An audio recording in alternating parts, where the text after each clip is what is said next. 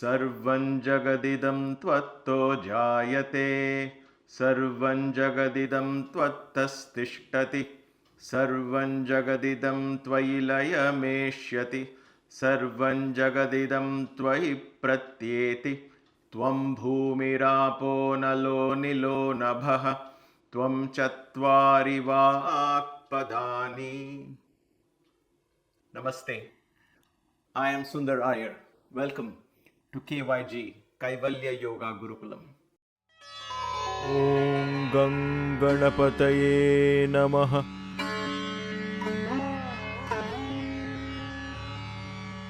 The four sounds. Since we are associating Ganesha with the conscious and subconscious mind, understanding the importance, the divinity that lies within us, in our own subconscious and unconscious parts of who we are, which is connected to the universal consciousness, because Ganesha is made from Devi or Parashakti's own being. In other words, we have within us a part of the infinite intelligence, a connection to the infinite intelligence. Since we are learning that and we are on that journey of discovering how Ganesha can take us to that ultimate experience, this part, the understanding of sounds, becomes very, very, very vital. Why is that?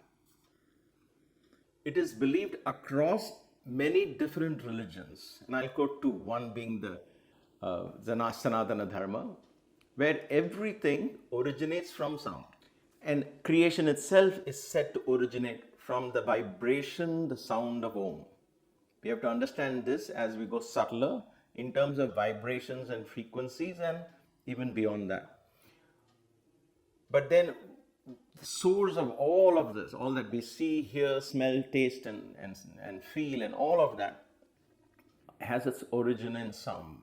And therefore, sound plays a vital role. And that's why Ganesha in this chant is beautifully associated with these four sounds. And if we worship Ganesha, if we are followers of Ganesha, if we love Ganesha and like Ganesha, then we have to understand the importance of these four, the mystery of the four, the sonic symphony, if you will. In the Bible, it is said, in the beginning there was a word, and the word was God, and the word became flesh. Word becoming flesh. See that? Flesh is matter, manifestation. Word is a sound. So sound ultimately and finally always, without fail, manifests into a material reality. If you look around and you notice a TV in your home, which hopefully you have, notice how did that happen? First, there was a sound, not a big bang, but a sound in your head, a thought, a vibration, a feeling. And then you nurtured that thought. And then finally you acted upon that thought. You discussed it with your family perhaps, and you acted upon that thought. And lo and behold, that thought found its manifestation in your room as a television. So if a thought can manifest a TV in your home, a desire can do that. Every single thought that passes in our head, every single sound that we utter and we hear, everything that is associated with sounds and vibration, and I believe, and I'm sure you will agree, there is nothing in this universe outside the vibrations of sound, because every matter is therefore animate, because it is a dense collection of vibrations of sound patterns.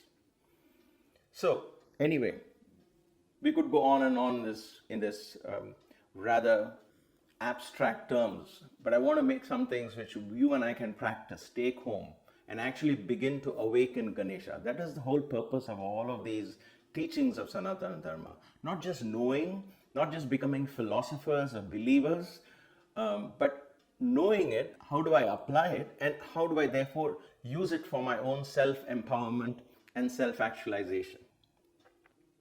So, what are these four sounds that we talk about in Vedanta? Sarvam jagadidam tvatto jayate, sarvam jagadidam tvattastishtati, sarvam jagadidam tvai layameshyati, sarvam jagadidam tvai pratyeti. And in that context, Tvam Bhumi Rapo Nalo Nilo Nabaha Tvam Chatvari Vak Padani. This Chatvari Vak is 4 types of speech. You are there in all these 4 types of speech, is done and presented to us in the context of what? In the context of the other statements as well. We always need to study this in the context of where was it presented? Which part of that chant is it being presented? What comes before and after it? Then we understand the context of it and the power of that is embedded in these chants, and it goes across all chants. And of course, it goes across all quotes and quotations. We have to always understand the context in which it was said. So in this particular statement comes in the context of creation. Creation evolves from you. Creation dissolves in you. Creation is maintained by you. And you permeate all the 5 elements from Bhumi, that is earth, water, electromagnetism or fire, then wind and space. You permeate all of this, and you permeate all the 4 forms of speech and sound. So sound is from where, so you got to understand this, the context is the sound is where the creation emerges from sound. Creation is maintained by sound. Creation merges back into sound. It's vibration at different frequencies. At a very dense frequency, dense vibration of sound is matter that you and I see. As it becomes more and more subtle, as we raise the levels of our vibrations and frequency, we become aware of higher dimensions, higher planes of existence. And I mean higher and simply not in a better context, but simply as way of higher frequencies. So lower frequencies matter, higher frequencies we begin to experience, understand, and appreciate the existence of beings, dimensions, and so on. There is life in every level of frequency because consciousness is omnipresent. It's present across the entire spectrum of all frequencies we can ever think of. That which we know and we don't know. All right, let's come back to the 4 forms of sound. The 4 forms of sound taught by Vedas, Vedanta, are these: Para, Pashyanti, Madhyama, and Vaikhari. Para, Pashyanti, Madhyama, and Vaikhari. So these are the 4 types of sounds. What are these? What do they mean? Vaikhari means that which is spoken, that which is expressed. The simplest form which we can understand. What I speak from my mouth and the sounds that I listen from my ears. There are sounds, right? That we watch when we watch TV, when we listen to music, when we listen to others talk, like you are listening to my talk. So sound is going in and the sound that's coming out of the mouth. So this is called Vaikhari, expressed sound. All traffic sounds, everything that is around us. Vaikhari, simple. We'll come to that in a bit. Then comes Madhyama. Madhyama is an intermediary sound. Intermediary because it's going to connect number 1 and number 3. Intermediary is thoughts. It's a channel that connects Vaikhari to the third one, which is called Pashyanti. So Vaikhari is thoughts, the thoughts that you entertain. Thoughts become words, correct? Before I speak to you right now, as I'm speaking to you, it seems seamless and flowing. But at a very fast rate, my brain is processing my thoughts that is coming from a deeper part of me. And it's getting into thought, and that thought in turn converts itself into words, and the words is being communicated. All of this happens so fast that it's a symphony. We are understanding it in blocks and pieces, but they're not separate. They always work in the symphony. That's why I call it sonic symphony.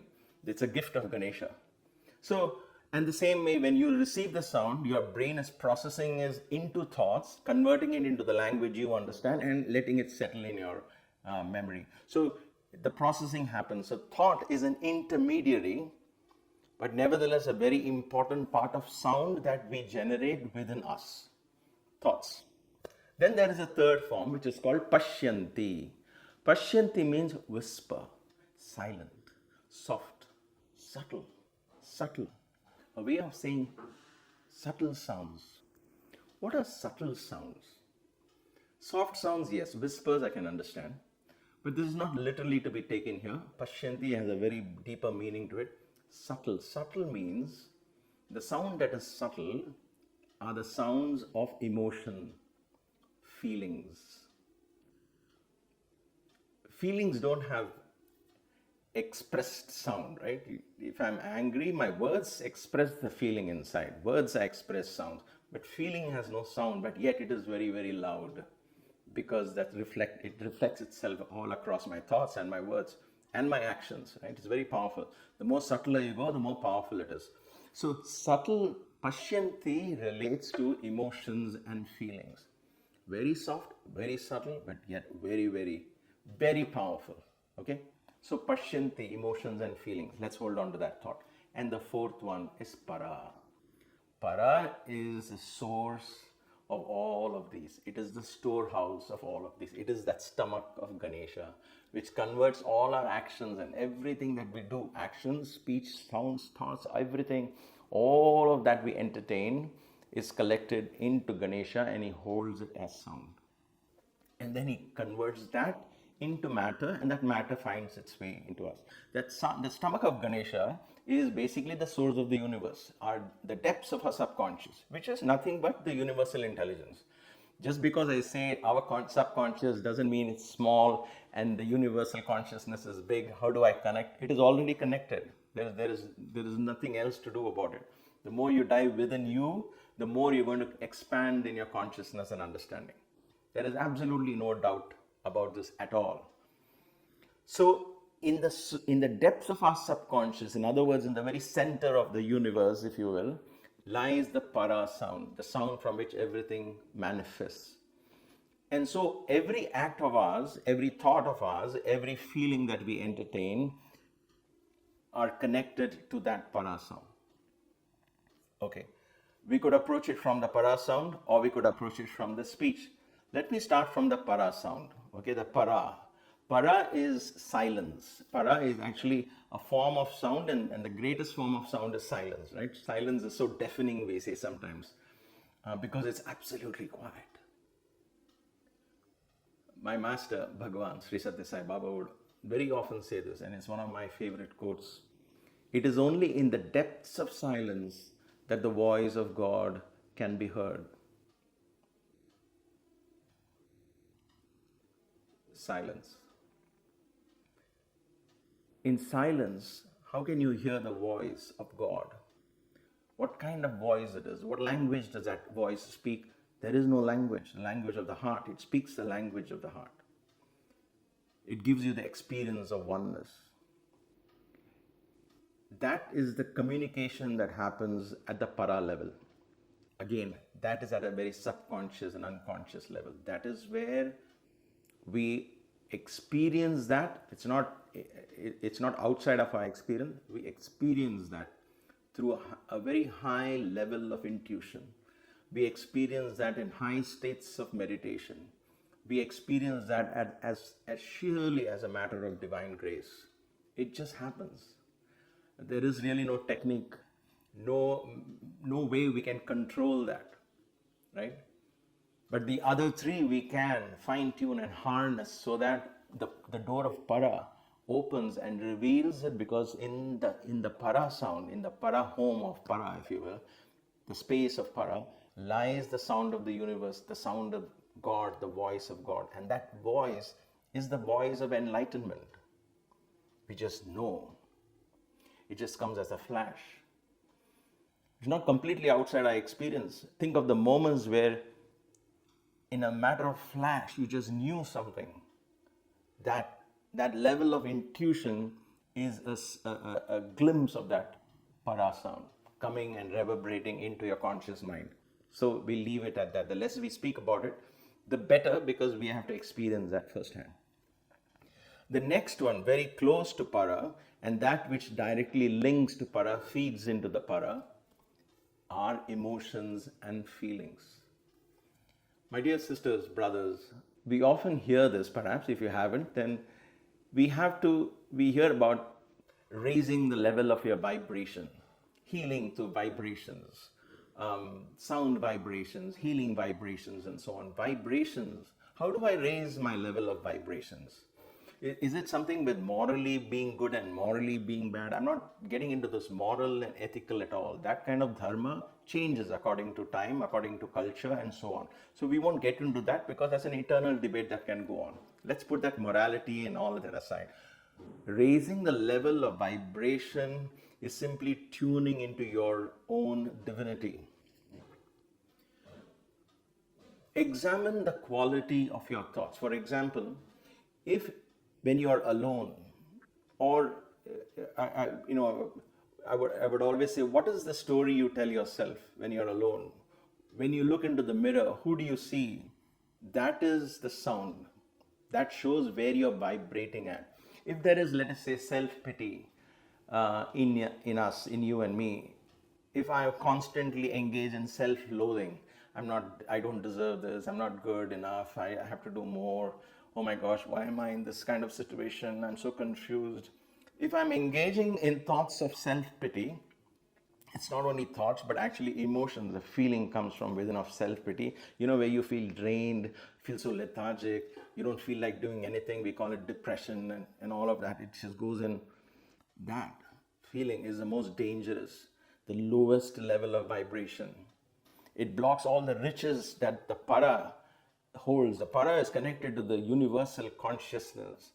But then if you are feeding in vibrations of self-loathing, self-pity, and confusion, and so on, then what happens is that is a vibration that is going to come back to us.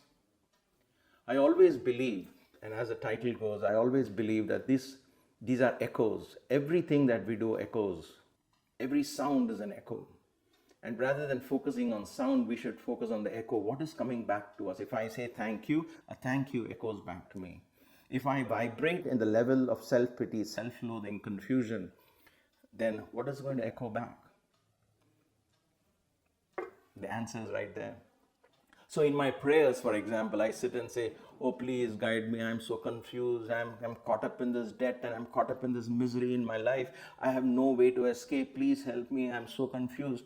Then God says, tathastu, so be it, so be it. Guess what is going to happen? I'm going to be caught in that misery and confusion.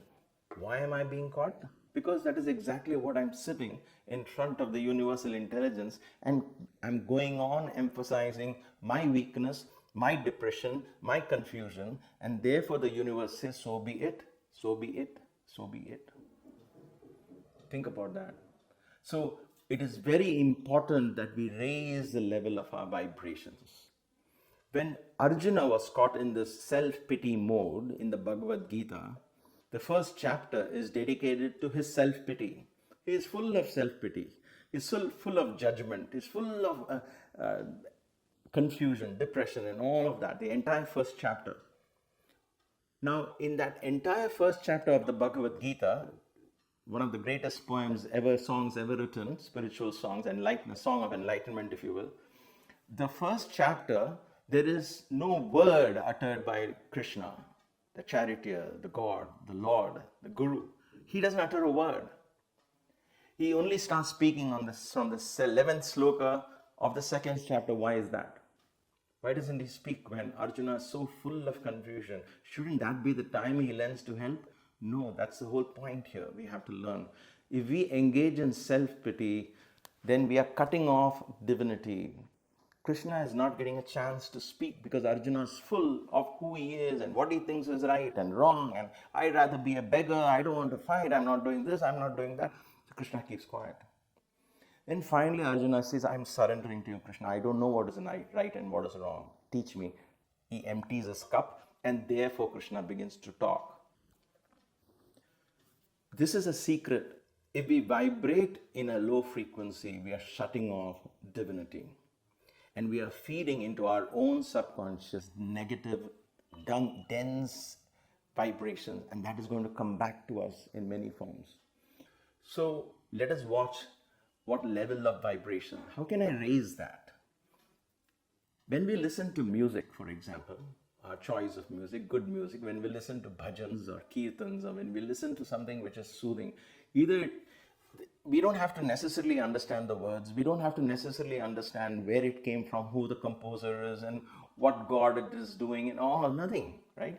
We just listen. If there is beauty and that sound, the voice, the frequency and the rhythm and the perfect balance between rhythm and melody and all of that, and lyrics, all of that matches beautifully, bhava, raga and tala, which is what Bharata is supposed to represent.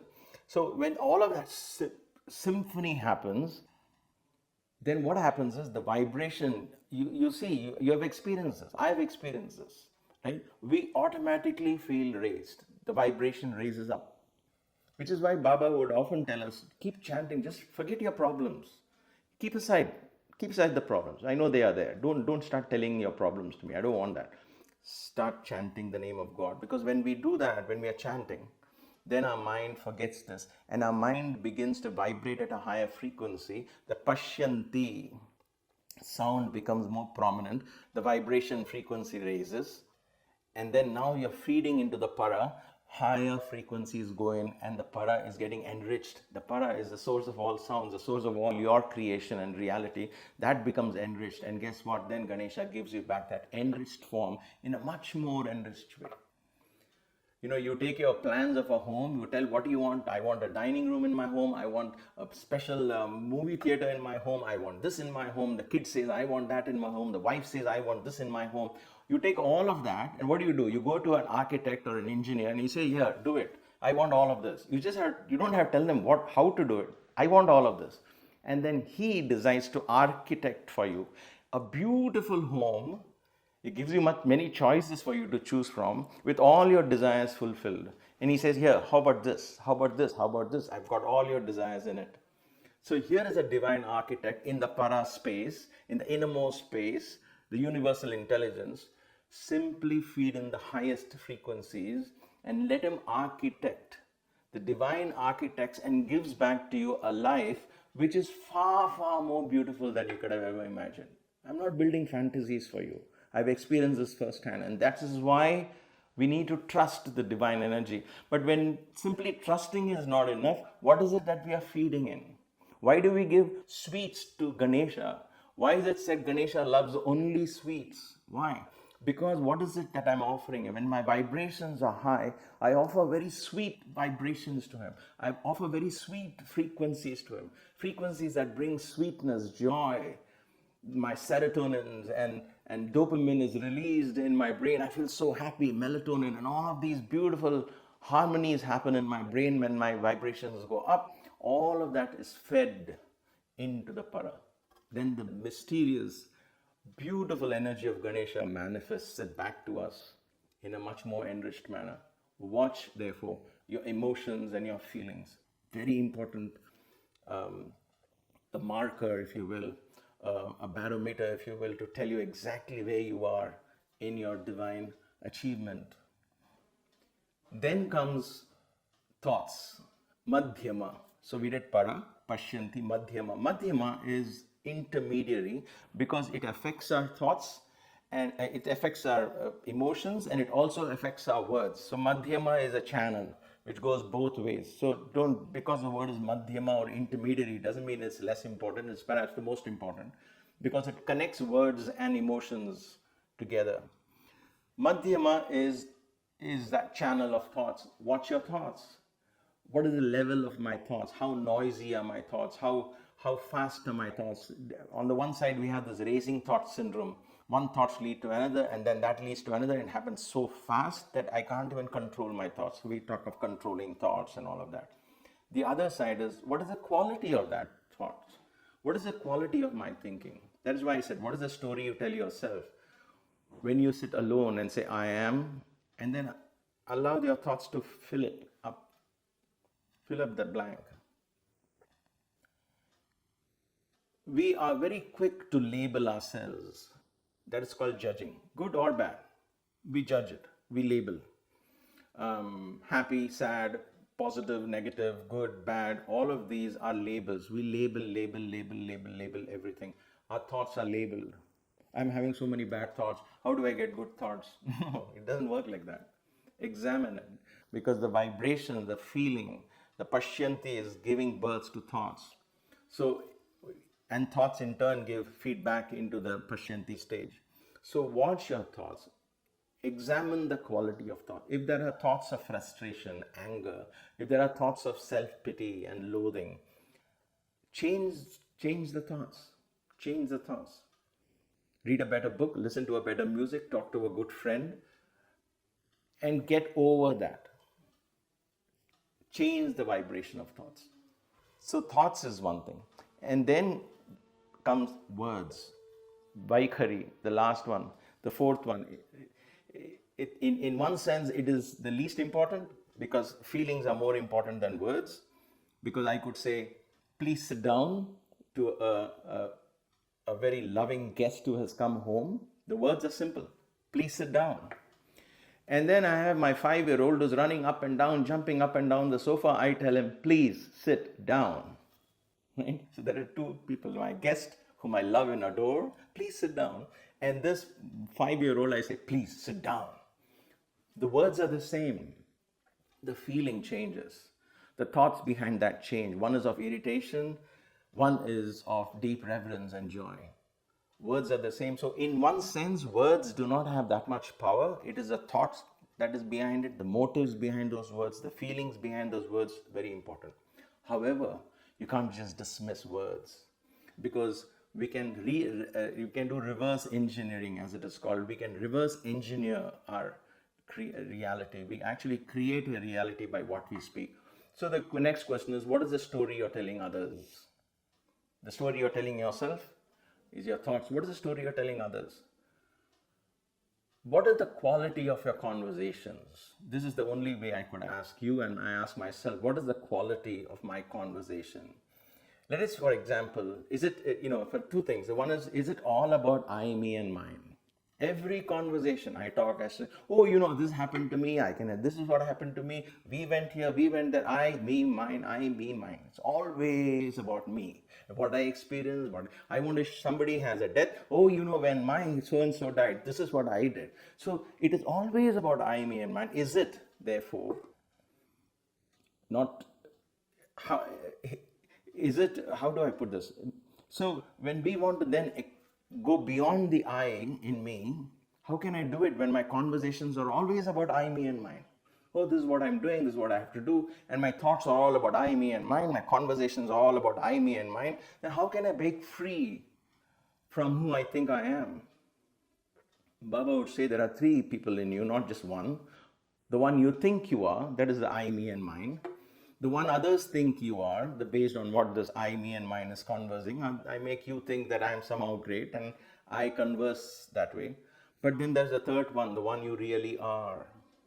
The one you think you are, the one others think you are, and the one you really are. How do you get to the one you really are?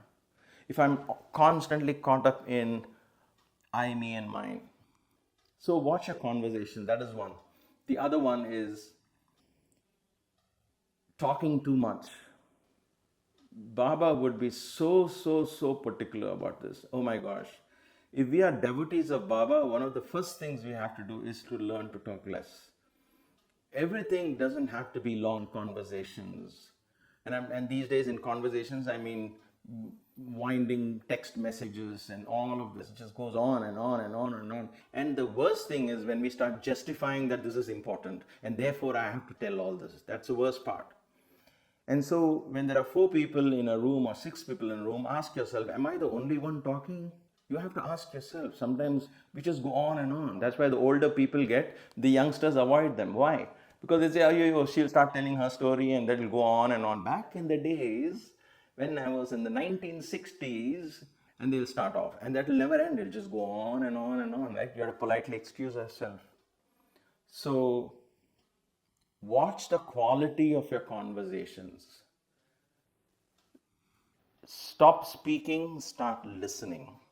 For those of you who only listen and don't speak, reverse it. Start speaking. Expression is very important. Mindful, quality expressions are very important. Wise, chosen words are very important as silence is. So think about that. And then when we examine the quality of our conversation, do we indulge in gossip? Do we indulge in negative thing of any kind? When I talk about somebody, do I first of all know if it's 100% true? And number one, is it going to hurt somebody? Or is it hurtful in my conversation? Because when I talk about a third person, that person is not hearing it. So Baba would often say, You send a letter to somebody, an angry letter to somebody. That person is not at home. In those days, the letter would go and nobody is there. The letter would come back to you. So in the same manner, if I'm talking to you in my camera right now and you're listening, and I'm going to talk about somebody else, let's say a politician or somebody, and I say, this person should not have done this, he should not have spoken this, blah, blah, blah, blah, blah. And I speak all based on what I've heard or what I've read. I've not even met this person, but I have this huge judgment call I make on these people, and then I'm talking to you. Who is going to bear the brunt of this negative talk? Two. Not that person, because that person is not even listening. He doesn't even know that we are talking. He'll bear his own brunt of whatever he has spoken. That's besides the point. The point here is the one who's talking, I am creating this negative field which is going to go back and influence my thoughts, because when I'm thinking and talking like this, it raises my emotion, makes me angry, and all of that goes into my para. You who are sitting and listening to all of this, maybe you're watching a news channel and everybody is making you angry and all of that, you get angry, it is going into your para. So you and I are creating what is called a collective subconscious that has fear and anger and irritation built into it. And thus we have created a society which is based at the collective subconscious of us as human beings today is a collective subconscious based on fear, anxiety, guilt, anger. And therefore, the manifestation is war, division, poverty, and so on. We are all responsible for it. You are responsible, I am responsible. But here's the good news. In your personal life, in the aura of your personal life, you can keep all of this at bay. I can keep all of this at bay by simply reverse engineering this. Vaikari, quality of my conversations only when it is necessary, not over dramatizing every single event in my life, because that drama will go into the para and all that will come back to me is extra drama in my life. If I go to a bazaar, or even if I'm experiencing, let's say, a very difficult situation and somebody asks me how's that situation, it's very tempting to sit down and explain all the difficulties you have faced in that situation. Oh, you don't know how much I'm suffering. I'm going through this, I'm going through that. I have to run around. Oh my God, I'm so old, I'm so weak, and I still have to do this for him or her. And this story that you're telling them is the reality you're creating. But you might say, wait a minute, that is real. And that's my point. The more you emphasize that, the more real it becomes. So then what would you do? Downplay it. You don't have to deny it, just downplay it. Even if you go through tremendous pain and suffering and stress, when somebody asks you how you're doing, say, I'm doing very well, thank you. That's just part of life, just little challenges, but that's nothing. I'm doing well, by God's grace. When we say that, we downplay the biggest hurdle in our lives, the biggest problem. When we downplay, that settles into the emotion, into the consciousness. And the universe will begin to downplay your biggest problems. It will make it small. But if I take that big problem and tell 10 people how I'm suffering, and when they say, oh, poor thing, we are with you, we shall pray for you, oh, thank you for praying, and this and that, we engage in that self-pity mode. The universe says, tathastu, so be it.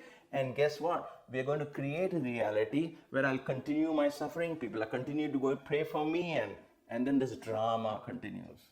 We love the drama, don't we? We don't watch 1960 movies anymore. Why? Because there is no drama. We want the action, the drama, the flashing, the anger and jealousy on the TV screen. Guess what? All of that registers. I may be watching a Shiva trilogy. What is that? The Shiva Mahatmyam on TV, a story of Shiva.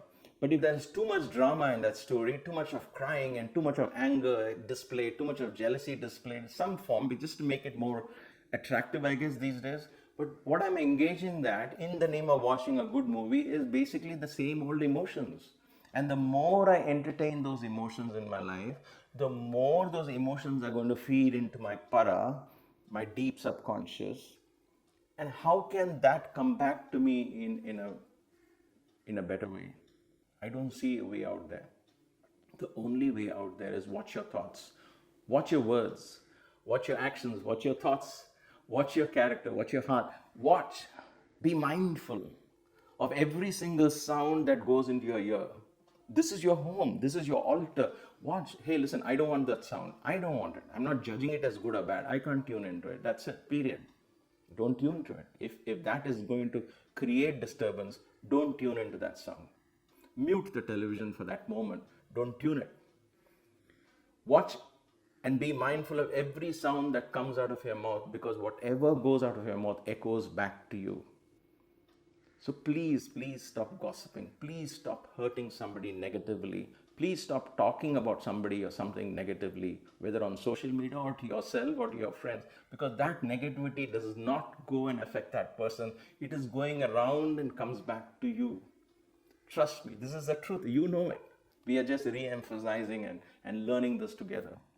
So when I become mindful of Vaikhari, then my thoughts vibrate at a higher level, and my thoughts become clearer and more simplistic. Then my emotions become more free, and my vibrational frequencies rises higher and higher. And therefore, what I'm sowing into my subconscious, into the para sound, are pure frequencies of the highest kind. And therefore, these spiritual practices were suggested at a conscious level. Start saying God's name, speak God's name, keep on chanting God's name. The ancient practices are very powerful, but we do it mindlessly. Should I chant it 21 times? Should I chant it 108 times? Should I chant it 1008 times? Then we get caught in so much in the rituals and the do's and don'ts that the essence is forgotten. Understand the meaning of what you're saying. Say it with bhava. The feeling and the emotion has to come up. When you're chanting it, you have to go into that blissful state, and that state is what is getting registered and opening doors and making the divine and invoking the divine. If I chant Gananam Tva Ganapatikum Havame Kaming Kavinam Upamasravastamam Jeshtarajam Brahmanam Brahmanaspada Anastaranmano Tvisidhadanam. If I say that fast, yes, maybe. But if I don't know what I'm saying and I'm focusing on should I go up or down or this or that, overemphasis, then I'm missing the whole point of this chant. But if I say Gananam Tva, you are the one who is the leader of the Ganas. Ganapatim, you are the leader. Havam, I am invoking you. You are the poet of all poets. Come, sit next to me. I'm invoking him from. So when I chant that with feeling and power, then the invocation begins to happen. So when I say something, when I'm mindful of what I'm saying, it is important that I understand the meaning. So my thoughts are in tune with my words. Vachas ekam, manas ekam, karmanyekam. My thought and my words tune into them. My actions tune into my thoughts and words. And thus, that is what forms a great man. As the saying goes, Vachas ekam, manas ekam, karmanyekam, mahatmayam. So my dear brothers, this is the mystery of the four echoes, if you will. The echo of the words that are expressed, the sounds that I express, the echoes of the thoughts that you and I entertain in the privacy. We might think nobody is watching. Yes, nobody outside of you is watching, but the universe is listening to every single thought that's going on here. Watch those thoughts. And the echo of your feelings, your emotions. Every time you experience something negative, convert it into positive. If I see a snake and I'm afraid of a snake, I worship the snake and I bow in reverence. So a fear is converted to reverence. Whenever there's fear, turn it into prayer. Not focusing on fear, but the presence of a higher presence that will take care of that. Why fear when I'm here? So invoke the I, the divine I, and allow the fear to get absorbed therein. Surrender the fear to the divine. So thus you have to learn how to harness these energies, and then you will get an echo from the para, from the depths of the subconscious and unconscious. When it comes back to you as the echo, you will find the most enriching form of manifestation. Try this. It can happen right from today. Don't think, oh my gosh, I have been living a wrong life. A room can be dark for 20 years. A switch in a moment can lighten up the room. So light can happen in a moment. At this moment, on this day, make a decision and change for the better. Then Ganesha will come and take care of the rest and guide you. So maybe invoke this enormous power from within, the divine Ganesha, to guide us in our words, in our thoughts, in our feelings, So he gets to receive the sweetest vibrations, the sweetest thoughts, the sweetest words that I can offer to him on an everyday basis. So when he arises from within, he comes with this beautiful Ganesha head, wise, intelligent, and guides our lives into a beautiful life of fulfillment and enjoyment. Thank you always for watching. Stay blessed, stay inspired. Namaste. ॐ गं गणपतये नमः।